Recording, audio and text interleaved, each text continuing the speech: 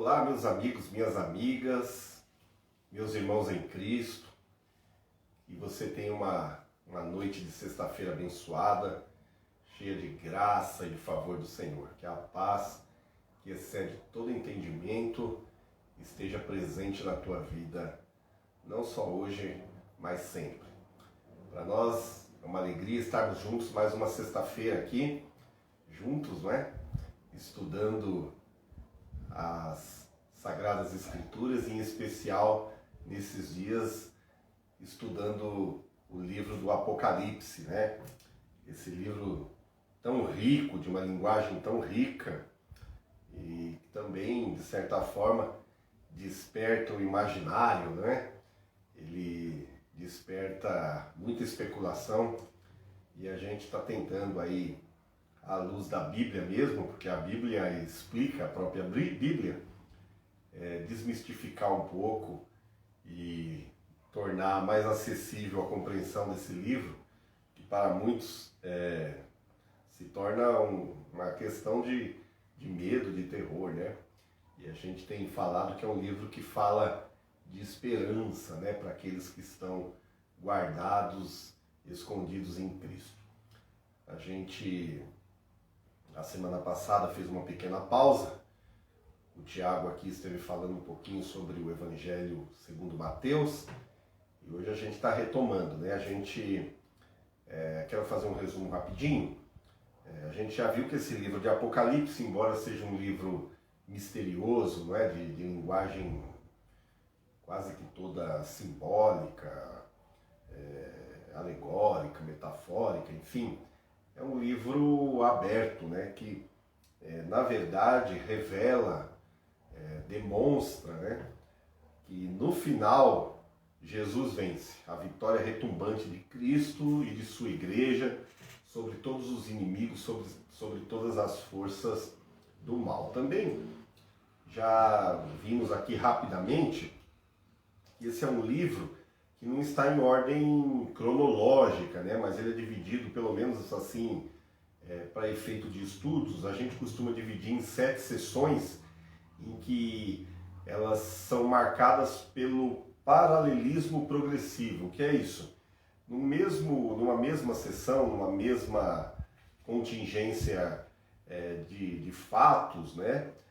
Você pode perceber ali narrado ou apresentado o passado, o presente e o futuro. Essa é a razão desse livro falar hoje, né?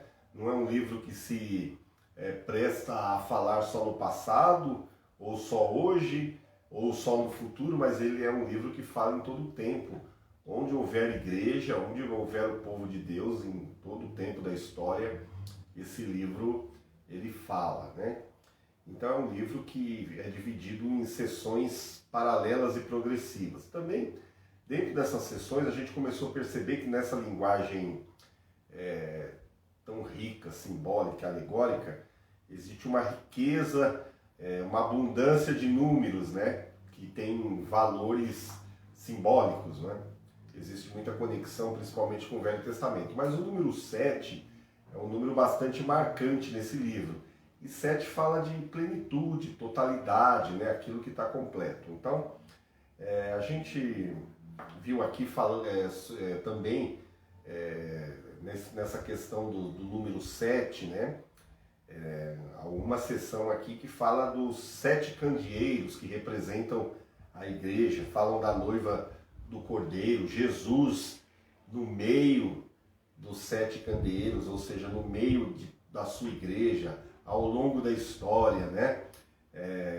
Olhando, investigando, corrigindo, restaurando, curando, enfim.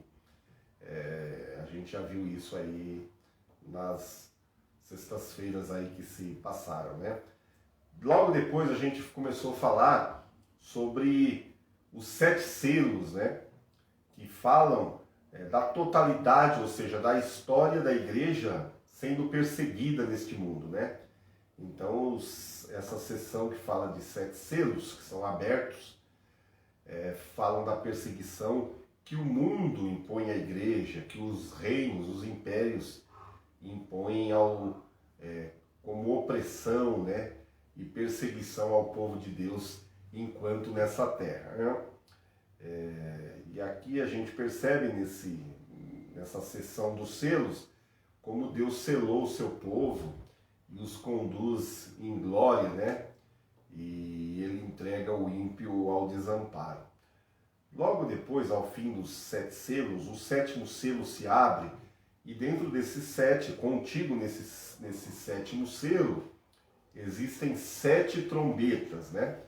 Essas trombetas, elas falam, os selos falam do sofrimento que a igreja sofre nesse mundo, as trombetas começam a falar dos sofrimentos que o mundo incrédulo, o mundo ímpio, começa a experimentar em virtude das orações dos santos de Deus, dos eleitos de Deus ao longo da história, os santos de Deus que oram em todo o tempo, tudo aquilo, o incensário que está no altar de Deus, agitado, vamos dizer assim, e Deus começa a julgar o mundo nas trombetas em resposta à oração dos santos, né? Então a gente falou rapidamente disso aí, e a gente então vê que se os selos eles mostram que o que vai acontecer ou o que tem acontecido na história até o retorno de Cristo, dando uma atenção especial e particular ao que a igreja sofre, e o que está sofrendo e há de sofrer, as trombetas, elas também, dentro desse período de história da igreja até o retorno de Jesus, só que elas também descrevem sofrimento, só que dando ênfase, no caso aqui, ao sofrimento que o mundo irá sofrer, e esse sofrimento é uma disciplina, vem como uma advertência da parte de Deus, é Deus trazendo juízo e ao mesmo tempo usando ainda de misericórdia, né? Vamos falar um pouquinho dessas trombetas. A gente falou rapidamente, na última sexta-feira que a gente tratou do tema, as 4 primeiras trombetas, elas falam de catástrofes naturais, né? Que atingem a terra, o mar, os rios, os astros, né? Deus trazendo flagelos à sua criação, né? E então, dessas 7 trombetas, essas 4, elas trabalham com devastação e com pesos que Deus coloca sobre a criação. E as últimas 3 trombetas, elas não têm a ver com a criação propriamente dita, com a natureza, propriamente dito, com a natureza, mas elas têm a ver com os sofrimentos que Deus vai impor como disciplina diretamente aos homens. Então a 5ª, a 6ª e a 7ª trombetas, elas têm como objetivo, como alvo, a disciplina de Deus sobre os homens, tá? Também essas 3 últimas trombetas, 5ª, 6ª e 7ª trombeta, chamada de 3 ais, são os ais, né? São o sofrimento, a angústia, a aflição dos homens expressa por um ai, ok? É importante a gente observar que esses sofrimentos, essas calamidades que vão se abater sobre os homens, elas têm como agente demônios, né? Então a gente vê que até os demônios, eles se submetem aos propósitos, aos decretos de Deus. Deus governa impoluto, absoluto, soberano, né? A gente tratou aqui, numa dessas sextas-feiras, sobre o trono de Deus, o poder de Deus, né? O governo de Deus ao longo da história, né? Então, até o inferno, Satanás e os seus asseclas, eles se submetem aos propósitos eternos divinos, né? Então essas últimas 3 trombetas, ou 3 ais, que se abatem sobre os homens, os agentes são demônios, né? E aqui a gente vai perceber que o povo de Deus, ele é distinguido desses ímpios, que são alvos desse castigo, pelo selo, por possuírem o selo de Deus, né? A igreja, o povo selado de Deus, é descrito lá nesse livro de Apocalipse, no capítulo 7. Então, aqueles que receberam o selo de Deus, e essa linguagem aqui é bastante figurada, né, gente? Eles estão protegidos dessas últimas trombetas ou desses ais, né? Para a gente que tem estudado as Escrituras, a gente sabe que não é um selo literal, mas está falando daqueles que têm o Espírito Santo, né? Aqueles que receberam o Espírito de Deus, eles são selados, como nós já pudemos estudar isso na carta do apóstolo Paulo aos Efésios, né? O selo do Espírito, ou o Espírito Santo, é o selo, é o penhor da nossa redenção, né? Então o selo fala de propriedade, de sermos de Deus, invioláveis, o diabo não pode nos tocar, aqueles selados. Então, é importante entender que toda vez que fala de selo, marca, sinal, isso é sentido figurado, simbólico. Nunca se esqueça que a linguagem do livro de Apocalipse não é literal. Ela é toda simbólica e tem profunda conexão com o Velho Testamento. Eu até aqui dei uma pincelada e fiz um adendo aqui, um parêntese, algumas sextas-feiras atrás, porque esse selo, que é o Espírito Santo, ele marca, ele distingue o povo de Deus dos ímpios, enquanto que os ímpios, eles são selados ou marcados pela marca da besta, que é uma marca ou um selo, um símbolo de adoração, ok? Também é simbólico isso, e é muito importante, porque quando a gente não faz essa leitura correta, a gente cai no achismo, na especulação, né? Então, de tempos em tempos aparece alguma coisa, né? Teve um tempo que se dizia que a marca da besta era tatuagem, passou. Depois era um chip, passou. Agora é o Pix, daqui a pouco passa. Já estão falando que é a vacina chinesa, ou seja, a gente não pode interpretar a Bíblia dessa forma, né? A Bíblia, ela tem harmonia, ela se conecta entre ela mesma. Então, a gente tem que buscar resposta para isso no Velho Testamento. O que significava ter um selo na testa, na mão, uma marca. A gente consegue achar isso no Velho Testamento. A gente vai estar falando em outra oportunidade. Mas aqui, voltando aqui ao nosso raciocínio aqui, as últimas trombetas, as últimas 3 trombetas, os 3 ais que são destinados a afligir os homens, os ímpios, eles não podem, essas trombetas, esses ais, não podem afligir o povo de Deus, os selados, né? Os que têm o selo de Deus. Esses estão livres desses tormentos impostos aos homens ímpios, né? A gente, no caso aqui, falando dessas trombetas, a gente está no capítulo 9, né, do livro de Apocalipse. A gente percebe, então, que essas 7 trombetas, elas falam do juízo de Deus vindo à criação e ao mundo dos ímpios, em resposta à oração dos santos. E essas trombetas são agentes de Deus, agentes de juízo de Deus, né, que recai sobre a terra, o mar, os rios, os astros e, por fim, aos homens. Na última aula, a gente viu que a 5ª trombeta, Satanás recebe a autoridade para abrir o poço do abismo e de lá saírem demônios, né? Que aqui nessa linguagem, eles vêm atormentar aos homens com aspecto ou aparência de gafanhotos, né? E aqui também fala de um prazo de 5 meses, né?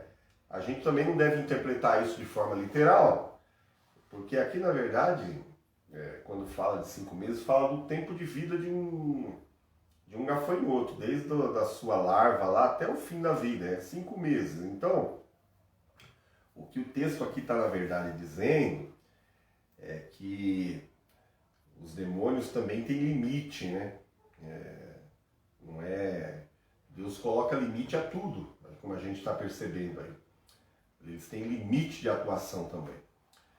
E eles não podem, aí, quando começam a atacar os homens, eles não podem, eles são limitados, né? Não podem atacar a relva, a natureza. Então, existe aí toda uma limitação imposta por Deus a esses agentes de juízo, né? Então, esses demônios, na quinta trombeta, eles vêm atormentar os homens, né? E não podem atacar aqueles que têm o selo de Deus. E agora a gente chega na sexta trombeta, e é o objeto do nosso estudo hoje, e a gente observa que o juízo de Deus continua avançando, né, para um desfecho final, né? E a gente percebe que vai se agravando esses juízos sobre os homens. Até a quinta trombeta, que são esses gafanhotos ou demônios com aspecto de gafanhotos, eles só atormentavam os homens, né? Então até a quinta trombeta, eles atormentavam os homens, traziam sofrimento aos homens. Quando chega na sexta trombeta, é intensificada essa disciplina de Deus através desses agentes, e agora essa sexta trombeta começa a trazer morte aos homens, né? Até a quinta trombeta era sofrimento, agora na sexta trombeta já tem morte, e é isso que a gente vai ver agora. Então, como a gente já viu, esses juízos de Deus são resposta, né? Esse juízo sobre os ímpios é resposta de oração dos santos. Então a gente está agora no capítulo 9, versículo 13, para falar da sexta trombeta. Então diz assim: e tocou o sexto anjo a sua trombeta, e ouvi uma voz que vinha das quatro pontas do altar de ouro que estava diante de Deus. Como a gente já viu em aulas anteriores, o altar fica de frente com o trono de Deus, é onde está contida as orações dos santos de todo o tempo, de toda a história da igreja. Então, as quatro vozes que vêm das quatro pontas do altar, aqui representa a resposta da oração dos santos de toda a terra, 4 é o número da terra, ao longo da história. Então, a sexta trombeta é uma resposta aos santos que clamam por justiça, né? Então, as grandes operações de Deus, elas sempre vêm à terra em resposta da oração do seu povo. Então, a gente é informado aqui que uma voz que procede dos quatro cantos do altar de ouro, e é o altar da oração, né? Ele desencadeia ou ele proporciona a soltura de 4 anjos que trazem juízo sobre os ímpios, né? Então a gente aqui tira uma mensagem. Qual é a mensagem? A mensagem é que quando a igreja ora, ela se une a Deus, né? Em seus atos de justiça ao longo da história. Então, quando a igreja ora, Deus se manifesta, Deus responde. Então, o juízo de Deus aqui, então, é executado por esses 4 anjos, e aqui, de maneira simbólica, é dada uma localização aonde eles estavam atados, ou presos, ou amarrados. Está no capítulo 9, versículo 14, que fala assim: ao qual dizia ao sexto anjo que tinha a trombeta: solta os 4 anjos que estão presos junto ao grande rio Eufrates, né? Esses anjos, esses 4 anjos aqui, que representam a sexta trombeta, eles são anjos maus, anjos caídos, né? Que executam o juízo de Deus sobre o mundo. 4, então, como eu já disse para vocês, é o número do mundo. Aqui representa, então, que essa aflição da sexta trombeta, ela atingirá, ela vai permear todo o mundo, né? Sem exceção. E aqui fala que esses anjos estão presos junto ao rio Eufrates, né?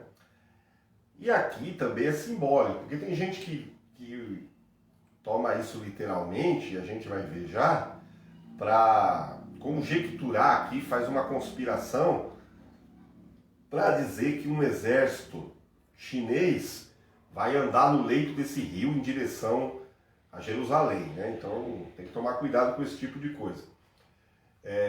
Aqui o rio Eufrates, queridos, era onde exatamente ficava o Jardim do Éden, né? E foi o lugar ali onde os nossos pais, onde Adão e Eva foram tentados pelos poderes satânicos e caíram. Foi onde houve a queda, né, do homem. Então é importante. Então existe essa previsão profética de uma invasão de cavalos vindo do norte.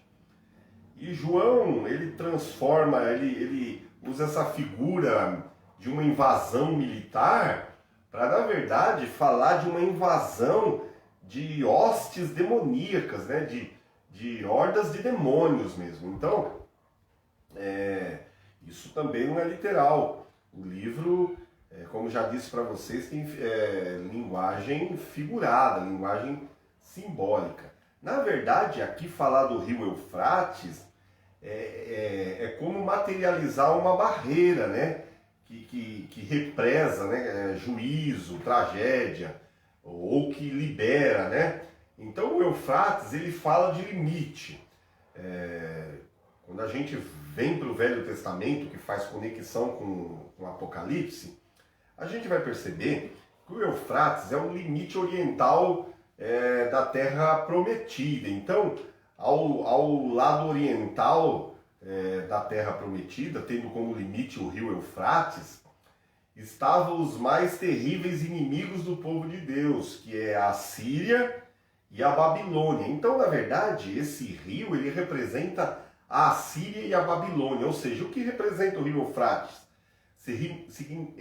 Representa o mundo ímpio, o mundo que é inimigo, o inimigo que persegue, que se levanta contra Deus, contra o povo de Deus. Então, o rio Eufrates significa Assíria e Babilônia. Isso está colocado no livro do profeta Isaías, do capítulo 8, versículo 7, que diz assim: o Senhor fará vir sobre eles as águas do Eufrates, fortes e impiedosas, isto é, o rei da Assíria. Então, Isaías aqui nesse texto, queridos, ele descreve uma visão desses inimigos como se fosse uma enchente vinda do Eufrates, né? Então, uma enchente quebra a barreira, traz destruição, passa por cima de tudo, né? Então, aqui na linguagem e na revelação de João, o ponto central aqui não é a localização geográfica do rio Eufrates. O rio Eufrates é só um símbolo, simboliza o mundo ímpio que vem trazendo destruição. Eufrates é um símbolo de destruição. Então esses cavalos, né, eles vêm de toda a parte trazendo destruição. E é importante a gente perceber que essa destruição é desencadeada num tempo, não é qualquer tempo, é um tempo que Deus determina. A gente voltando aqui para o versículo de número 15, a gente vê isso. Diz assim, ó: e foram soltos 4 anjos que estavam preparados para a hora, dia, mês e ano, a fim de matarem a terça parte dos homens. Então, à medida que os juízes vão se intensificando e a história vai caminhando para o fim, a sexta trombeta, ela agora, se até a quinta trombeta, essa cavalaria do inferno podia somente atormentar os homens, nessa sexta trombeta, ela atinge toda a terra num tempo preparado, determinado por Deus, e tem como propósito matar a terça parte dos homens, ok, gente? É importante a gente nunca esquecer a linguagem do paralelismo progressivo. Isso não significa que num único evento, dos 6 bilhões de habitantes do planeta, que 2 bilhões vão morrer num único evento. Não é disso que está falando. O paralelismo progressivo trabalha com passado, presente e futuro. Ele está dizendo que ao longo da história, guerras que foram causadas, geradas por ações demoníacas,